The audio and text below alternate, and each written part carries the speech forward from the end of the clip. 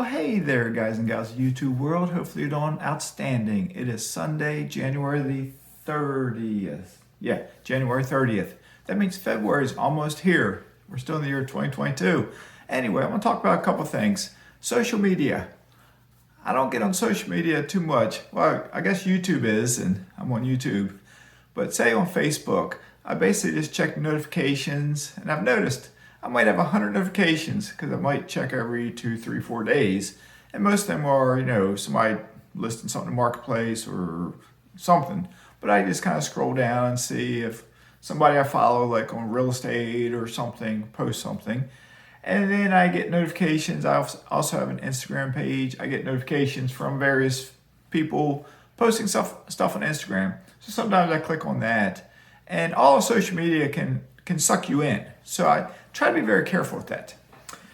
But I do try to follow just like financial type stuff, real estate investors, other financial investors, just different things, and I can learn from them. So anyway, last night I was scrolling through stuff and I jotted a few notes down, okay? So I'm gonna cover a couple different topics here, nothing in great detail, okay? One was somebody was posting about dreams and goals and stuff like that, and they said a couple things. One, they said, and I apologize, I didn't write down who this came from. I think it was your first million, I think, but I didn't write it down, so I'm sorry. But this person said a dream written down with a date becomes a goal. So you have a dream, you write it down, you put a date on it, and it could become a goal. You dream. I dreamed to come to Florida. I wrote it down with a date, 2 years. I did it in under 1 year, okay? But by writing it down and having a date on it, I was able to do something. And that continues on with my notes here. A goal broken down into steps becomes a plan. So when I've referenced this before, but in April of 2020, I sat down. I've been talking about moving for, it seems like years and years and years. My boys were little when I was like, I want to move again. So I've been talking about it for years. And April of 2020, I sat down. We had decided we wanted to move to Florida. And I sat down and came up with a plan because I didn't want to just move to Florida. I wanted to know how we could stop working and buy a decent house and move to Florida. So when I wrote it down, I remember sitting back thinking, okay, this is what I got to do. I wrote down like what I thought I would need financially, how much money income I would need. So then I looked at, okay, if I'm getting my pension, I'm getting rental income, how do I do this? How many houses do I need? How much rentals do I need? So when I first wrote it down and put the date, that got me brainstorming, got me thinking. And I was able to figure out a plan. Like I wrote down a goal broken down in steps becomes a plan. I was able to figure out a plan, got a little bug flying around, to make this happen. And the last step says, the last step says, a plan backed up by action becomes reality. A plan backed up by action becomes reality. So in my example, I had a dream. I wrote it down. That became a goal. I put a date on it. I took action to make it take place. What I did cashback refinances, which pulled cash out, which allowed me to buy 9 more houses with that money, and I bought some additional houses, and that then gave me the income where I could move down here. Okay? So I'm going to move on from that topic. Something else I wrote down. I found this one interesting. I was scrolling. I took a picture of it, and again on this picture, it might have been your first million again, because he posts a lot of stuff like that, but I'm not positive it was. So, but your first million, I do follow him on Instagram. I follow a lot of people on Instagram, but I just don't have time to look at everything. But this caught my attention because it said the top 10 car brands driven by millionaires. And I was like, let me look at this. Number 1 was Toyota. Number 2 is Honda. Number 3 is Ford. I just do the top 3. I won't do the top 10. Top 10 car brands driven by millionaires. Toyota, Honda, Ford. That's 1, 2, and 3. All right. So what are you driving? All right. Something to think about. All right, moving on. This one I took a picture of this one too. And this is Beardy Brandon. Beardy Brandon on Instagram is Brandon Turner. Brandon Turner is on Bigger Pockets. Okay, it's a real estate site. I'm going to read you 2 small paragraphs that he posted. I like these. And he said, if you're waiting for the fear to subside, you'll be waiting a long time. You're waiting for the fear to subside. You'll be waiting a long time. What have you been scared of doing? I've never been a fan of heights per se. So as a young man, I decided to go skydiving. And I decided to do a tandem jump where I jumped out at 13,000 feet. Okay, I've tried rappelling. I've mountain climbed. I've been on roofs. I went up in a hot air balloon. Okay, you can't wait for the fear to subside. You got to do something. You got to take action. All right, so he says, if you're waiting for the fear to subside, you'll be waiting a long time. So feel the fear, acknowledge that it's there, and then do it anyway. Whatever it is you're scared of doing, do it anyway. I was always a poor swimmer. So when I had my oldest son, I remember telling my wife, we got to teach this boy how to swim so he doesn't grow up like me and be a poor swimmer. I then watched him when he was in swim lessons, and I was like, by golly, if he can do it, I can do it. Because physically, as a little kid, he was built like me. He was thin, and whatnot, and I was thin. So if he can do it, I can do it. So I talked to his instructor and took a swim lesson. All right, so it helped. Then he continues on, second paragraph. This is Brandon again. Make that offer. Okay, could be buying a house. Make that offer. Ask her out. So talking about dating someone, just ask her out or him out. Ask for forgiveness. So here we go. If I have offended you with anything I've said, because I can be blunt at times. I was a cop for 20 years. You can't beat around the bush when you're a police officer. You just got to say it, whatever it is. And sometimes I can be blunt, and I know people have sensitive feelings, and I know I sometimes can rub people the wrong way, so I apologize. I'm just here trying to help you. I'm not trying to hurt anybody. I'm trying to help everybody. All right, so ask for forgiveness. Run that mile. Run that mile. All right, set that alarm. Whatever it is you got to set that alarm for, to get up early and do something. Set that alarm. Turn that shower cold. All right, you got that? You want to save money on your bills? Turn that shower cold. Start that conversation. Approach that person. Talk to them. Say something. Because all great things are found on the other side of fear. Do you understand that last sentence?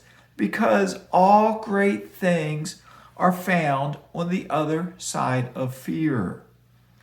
Okay? I am an introvert. I grew up extremely shy. I was one of those kids, if the teacher made us get up in front of class, my face got red. I was embarrassed. I was uncomfortable. I hated talking in front of groups. Okay? I got over it. I'm still an introvert. I'm not an extrovert. I'm an introvert. But say with public speaking, I took public speaking in college. And I remember being nervous as anything, but I remember I was sitting in the back of the room. And I remember looking around because the teacher said we had to do our first talk, like a 3-minute talk or something. And I remember looking around and seeing people that had the big mouse in class that were talking and outgoing. I see them nervous. I see people sweating. I see feet tapping and just that nervous look. And I kind of like, they're the ones always talking in class. I'm the quiet one in the back. Why are they so nervous? I don't get it. So when I stood up in front of the class when it was my turn, I stood up there and I looked around and I realized two things, or a couple things, I guess. One, we're in a school setting. They can't just get up and walk out. I'm talking on a topic. I'm not voicing my opinion on some matter that may be controversial. I'm talking on a topic.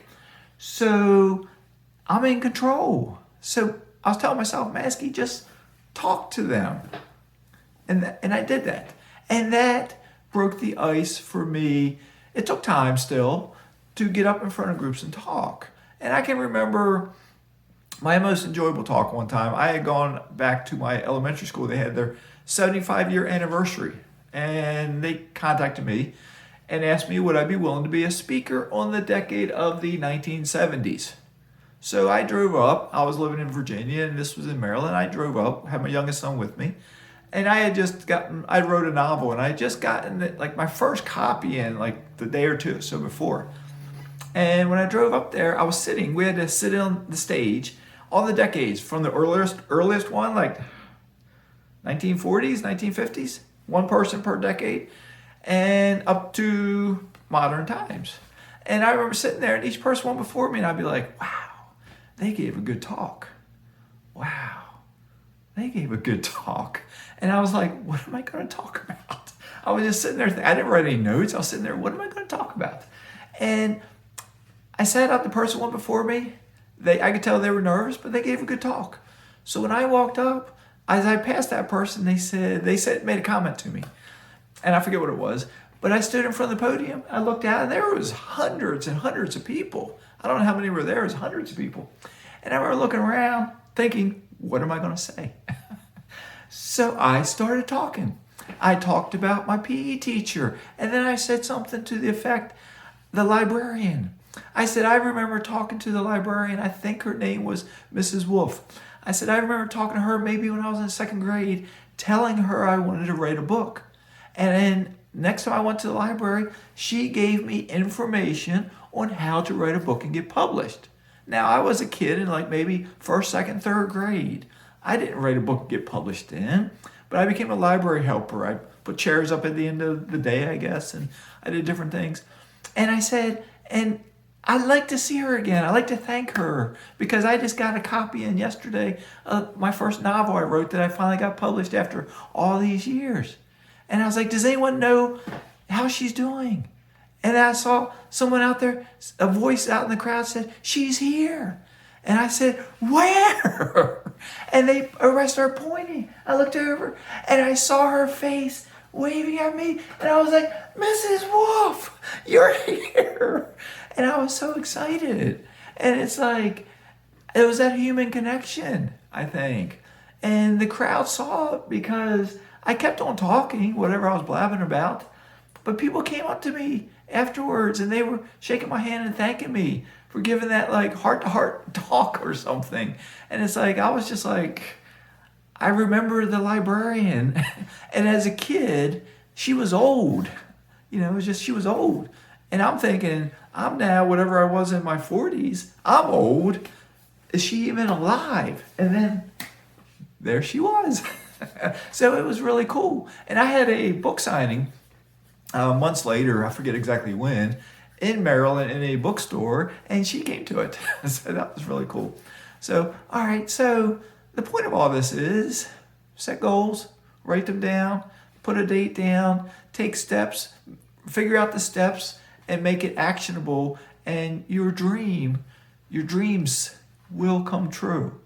Okay, your dreams can come true. All right, good enough.